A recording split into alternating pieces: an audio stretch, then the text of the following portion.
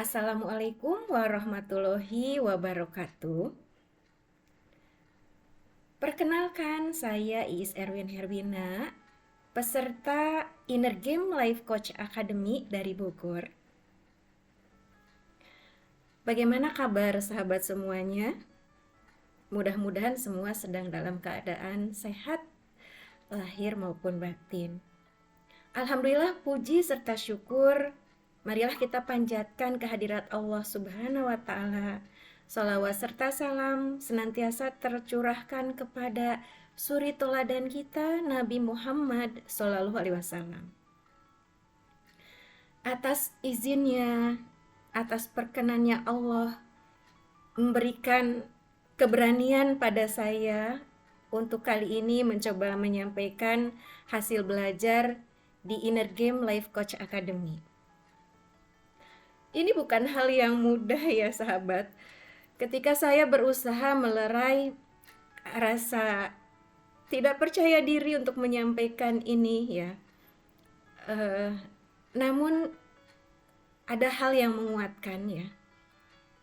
Dari hasil belajar di Inner Game Life Coach Academy, terima kasih Coach Sony ya, bahwa beliau menyampaikan haknya ilmu yang kita peroleh itu ada dua, bahwa ilmu itu haknya untuk disampaikan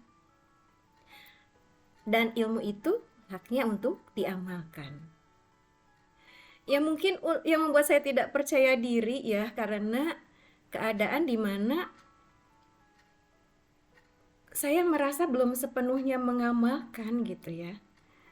Tapi insya Allah tentu untuk mengamalkan itu perlu terus berlatih dan berlatih. Itu ya. Tidak akan pernah sempurna ya, sampai dikatakan Allah bahwa kita cukup untuk melakukan yang terbaik di dunia ini, begitu ya. Dan sekarang saya sedang berusaha untuk mencoba melakukan hak ilmu yang pertama tadi untuk disampaikan gitu. Ya mudah-mudahan dengan cara seperti ini menyampaikan ya bisa menjadi cara saya untuk lebih memahami, lebih menjiwai, lebih juga menjadi pengingat ketika saya putar ulang video yang saya buat ini ya, bahwa saya pernah mendapatkan ilmu di materi Inner Game Life Coach Academy ini. Baik sahabat, pada pertemuan ini saya akan mencoba menyampaikan tentang materi yang pertama dari modul yang pertama, yaitu tentang the basic of inner game. Bagaimana dasar-dasar dari mengelola ruang yang ada dalam diri kita.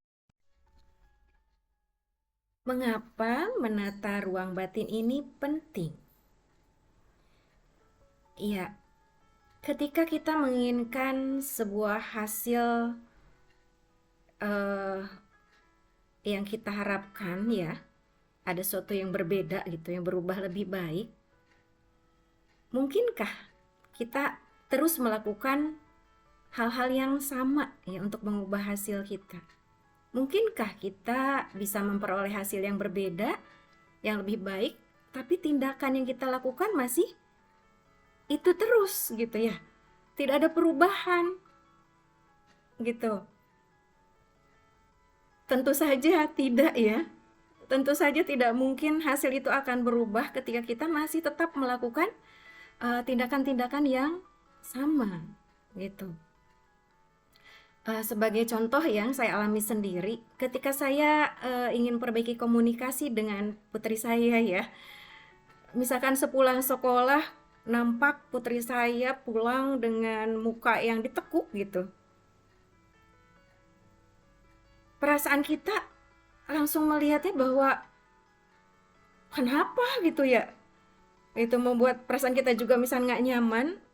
Lalu kemudian respon kita langsung mungkin bertanya dengan yang membuat putri kita pun tidak nyaman. Ya tentu saja komunikasi yang terjadi pun menjadi tidak nyaman gitu. Nah, maka di sini perlu adanya keterampilan mengolah ruang yang ada di dalam diri kita. Bagaimana kita memahami bahwa hasil-hasil yang terjadi itu dipengaruhi oleh tindakan yang kita lakukan, Dan tindakan yang kita lakukan itu dipengaruhi oleh perasaan, ya, perasaan yang ada dalam diri kita. Dan perasaan itu sendiri dipengaruhi atau berasal dari bagaimana kita memikirkan, ya, memberi pikiran terhadap sebuah kejadian gitu. Seperti tadi saya melihat anak saya pulang dengan keadaan yang seperti ditekuk begitu ya. Perasaan tidak nyaman pada diri kita, pada diri saya gitu. Ketika kita langsung merespon gitu, langsung bereaksi, maka tentu itu bukan hasil yang nyaman yang dirasa oleh baik saya ataupun putri saya gitu. Tapi kemudian ketika saya paham bahwa yang akan membuat nyaman ketika saya berusaha untuk mengelola pikiran saya. Dengan kejadian yang nampak bahwa putri saya pulang dengan ditekuk mukanya begitu ya. Pikiran awalnya mungkin saya melihat kenapa gitu ya, membuat pulang-pulang bikin nggak nyaman suasana gitu ya. Itu diubah dengan pikiran yang lain gitu ya, dan memberi jeda sebentar terhadap respon yang akan kita keluarkan. Misalnya, oh mungkin dia memang sangat kelelahan gitu ya setelah seharian belajar begitu, atau mungkin ada hal yang memang sedang dialami yang membuat suasana hatinya tidak nyaman gitu. Mungkin itu akan membuat perasaan kita malah timbul empati ya, itu. Dan itu yang akan melahirkan sebuah tindakan atau respon terhadap kejadian tersebut menjadi lebih nyaman buat kedua belah pihak. Jadi saat kita terampil mengolah ruang dalam diri kita, mampu mengolah pikiran yang berbuah pada perasaan, ya, kemudian perasaan akan berbuah pada pilihan tindakan yang terbaik, maka itu akan mempengaruhi hasil-hasil yang ada di luar diri kita. Alhamdulillahirrahmanirrahim. Bersyukur pada Allah Subhanahu wa Ta'ala ya. Mudah-mudahan dipertemukannya saya dengan Inner Game Life Coach Academy ini menjadi sebuah jalan ya untuk saya bisa terus memperbaiki diri. Dan alhamdulillah ya, bagi saya pribadi sudah sangat banyak manfaatnya dengan cara mencoba mempraktikkan gitu apa yang sudah Coach Sony berikan ya di pembelajaran yang sudah 11 kali pertemuan ya, dan ini modul yang pertama yang saya mungkin coba untuk ulas gitu. Ternyata luar biasa ya ketika kita mencoba terampil untuk mempraktekkan keterampilan penguasaan terhadap pengelolaan ruang yang ada dalam diri kita. Itu menjadi mudah sekali merasakan damai dalam diri gitu ya. Kemudian bahagia bukan karena tidak ada masalah, bukan karena tidak ada konflik, tidak pernah lagi ada kesedihan dan sebagainya, mungkin hal-hal yang tidak nyaman kita alami, bukan karena tidak ada lagi itu. Tapi apapun adanya kejadian yang dihadapi, dengan mempraktikkan keterampilan mengolah ruang batin ini luar biasa, alhamdulillah dengan izin Allah membuat kita bisa membangun bahagia, membangun damai kita sendiri.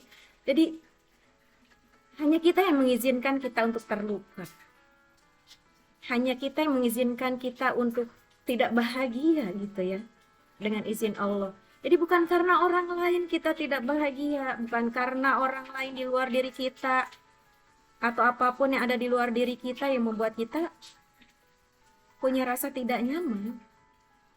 Sesungguhnya itu kita sendiri yang memilih untuk tidak nyaman atau tidak bahagia seperti itu.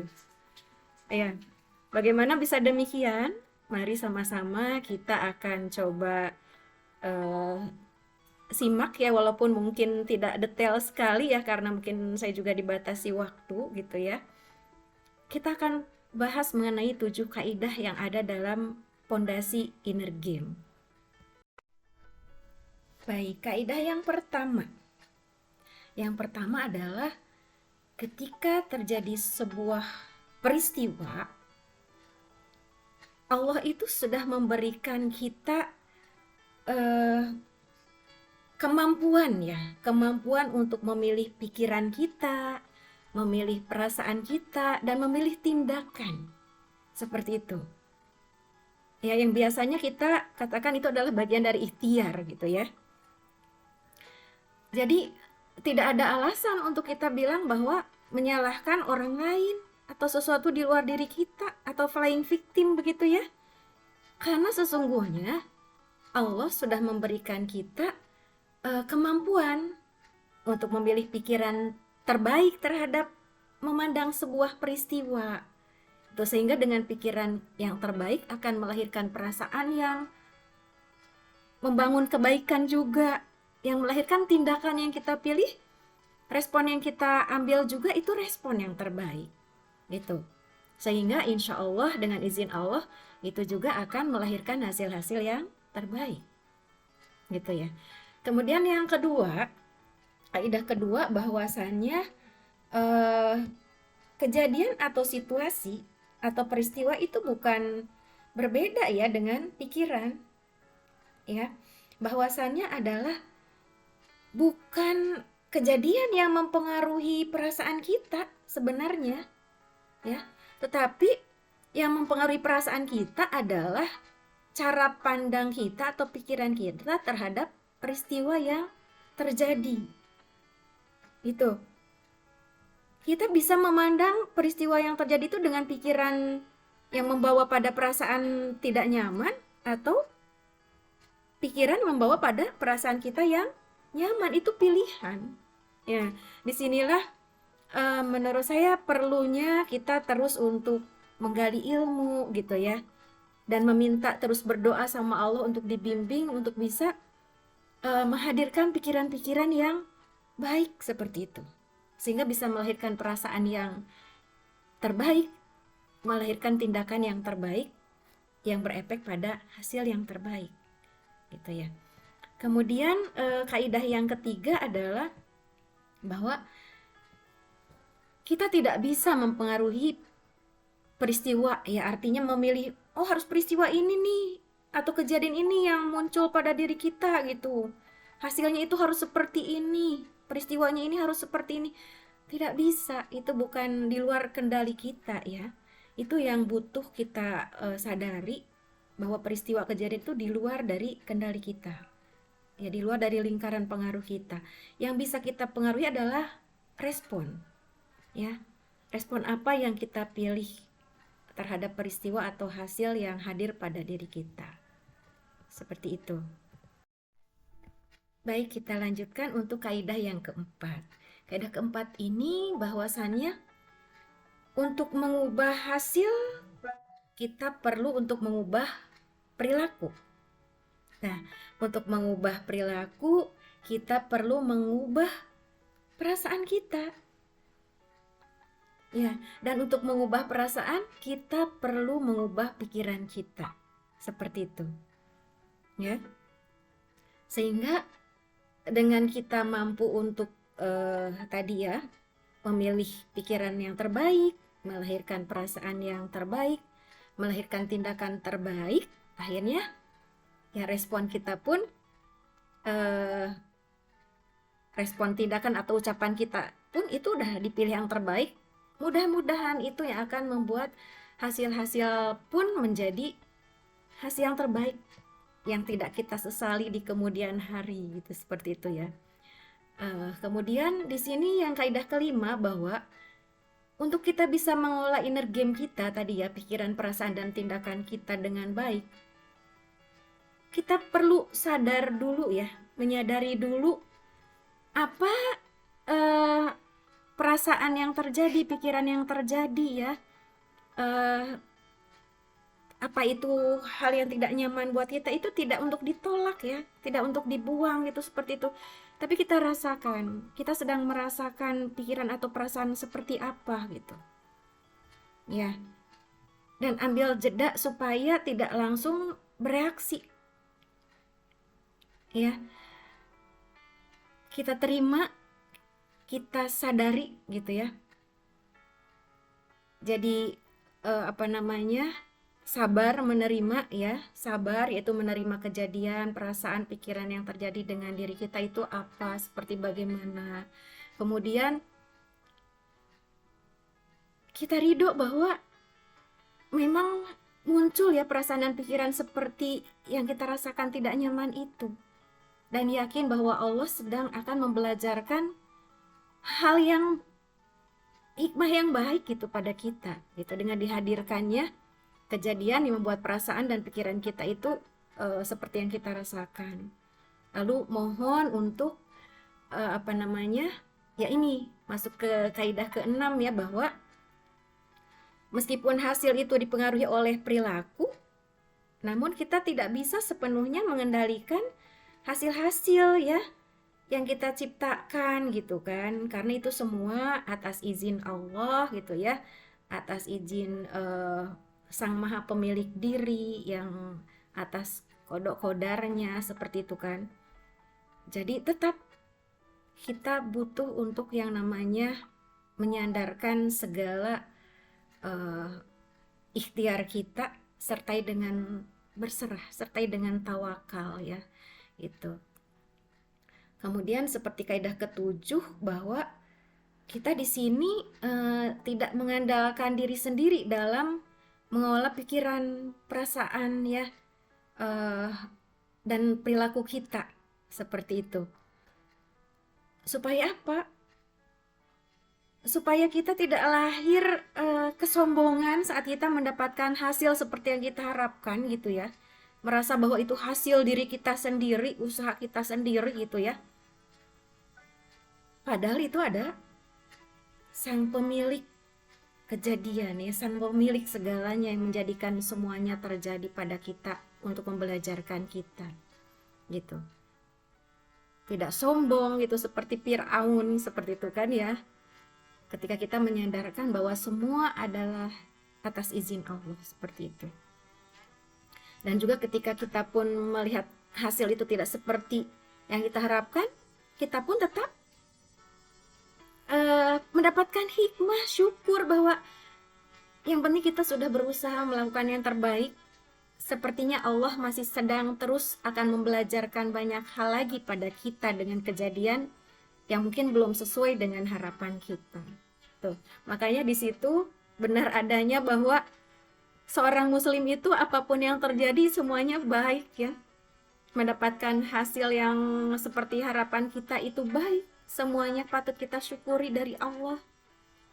Dan kalaupun itu mungkin tidak sesuai dengan harapan, itu pun tetap kita membuat kita syukur dan mencoba terus berefleksi ya, bertafakur, apalagi yang perlu kita ikhtiarkan ya. Tawakal sama Allah, pasti ada hikmah di balik itu semua. Jadi demikian ya para sahabat, 7 kaidah yang bisa saya sampaikan. Baiklah sahabat, sebelum saya akhiri mungkin saya berikan satu contoh ya, bagaimana latihan memilih pikiran yang baru gitu ya. Terhadap mungkin satu peristiwa yang saya angkat di sini, misalkan peristiwa di mana sahabat kita mengatakan hal-hal yang tidak membuat kita nyaman gitu ya, dengan menyalah-nyalahkan kita atau melakukan playing victim gitu ya, atas hal yang kita sudah lakukan, sudah melakukan yang terbaik, berbuat yang terbaik untuk dirinya dan untuk semuanya, dan untuk saya juga gitu ya, untuk lingkungan kami, tapi kemudian malah menyalah-nyalahkan kita gitu kan, seperti itu ya. Nah, perasaan yang terjadi, tentu perasaan itu adalah, itu yang harus kita sadari, ada rasa sakit hati, ada rasa kecewa gitu, marah ya, gitu ya. Pikiran yang ada hinggap di pikiran kita bisa merasa, kenapa begitu ya, bukannya berterima kasih kok malah nyalah-nyalahin gitu ya, malah mengatakan hal-hal yang menyakitkan gitu, seperti itu ya. Ketika kita sadari bahwa ada perasaan dan pikiran seperti demikian, terus kitanya tidak langsung memberikan reaksi gitu ya, kita sadari dulu, kita beri jeda untuk kita coba pilih pikiran yang lain gitu ya. Bisa jadi kita berpikir menjadi, ya alhamdulillah gitu ya, Allah sudah berikan kesempatan kita untuk melakukan yang terbaik menurut kita gitu ya saat itu, gitu kan. Allah Maha menghitung dengan sempurna balasannya gitu kan, walaupun kita tidak berbalas oleh orang lain gitu ya, yang kita baikin misalkan. Terus juga bahwa kita itu ya tidak akan tertukar ya balasan itu gitu ya, ketika kita berharap hanya dari balasan dari Allah, bukan balasan dari orang gitu ya. Kemudian kita mencoba memilih untuk ikhlas, memurnikan bahwa niat kita, apa yang kita lakukan itu semata-mata karena kita punya nilai diri gitu ya, bahwa hal yang baik itu harus kita lakukan gitu, butuh kita lakukan. Dan urusan perilakunya kita serahkan pada Allah gitu ya, seperti itu. Karena mungkin ada hal yang sedang dialaminya juga yang mungkin membuatnya tidak nyaman gitu ya. Kita doakan semoga saja sama-sama bisa dapat kedamaian gitu ya oleh Allah. Maka akhirnya rasa yang muncul pun tenang gitu ya, dadanya lapang, memaafkan gitu kan. Dan itu tadi ingin mendoakan, sehingga respon yang terjadi pun respon yang dipenuhi dengan rahmat ya, kedamaian. Bukankah kita ditugaskan Allah juga berada di muka bumi ini untuk menjadi rahmat, penebar kasih sayang pada seluruh makhluknya gitu. Ketika kita memaafkan juga, bukan kita memaafkan untuknya gitu, untuk mereka, tapi karena kita juga ingin dimaafkan oleh Allah gitu, karena kita juga bukan orang yang sempurna, tidak punya kesalahan gitu. Dan untuk membuat hati kita juga tadi tidak mengizinkan siapapun atau apapun menorehkan luka di hati kita. Jadi dengan memaafkan, dengan mendoakan, dengan menerima bahwa kita juga sama-sama tidak sempurna, lalu belajar kembali untuk sama-sama memperbaiki diri gitu ya. Karena Allah, insya Allah semua akan menjadi lebih berdamai dan lebih baik gitu. Dihadirkan Allah kasih dan sayang karena Allah, insya Allah. Demikian mungkin yang bisa saya ulas untuk pertemuan kali ini. Mudah-mudahan ada manfaatnya, terutama bagi diri saya sebagai pengingat, dan mudah-mudahan bermanfaat untuk sahabat semuanya. Yang baik, yang benar itu dari Allah, dan kesalahan itu murni karena keliru saya sendiri. Mohon dimaafkan oleh semuanya dan saya mohon ampun pada Allah. Terima kasih Coach Sony Abikim, berkah untuk Coach Sony dan tim. Assalamualaikum warahmatullahi wabarakatuh. Sampai bertemu pada ulasan modul berikutnya.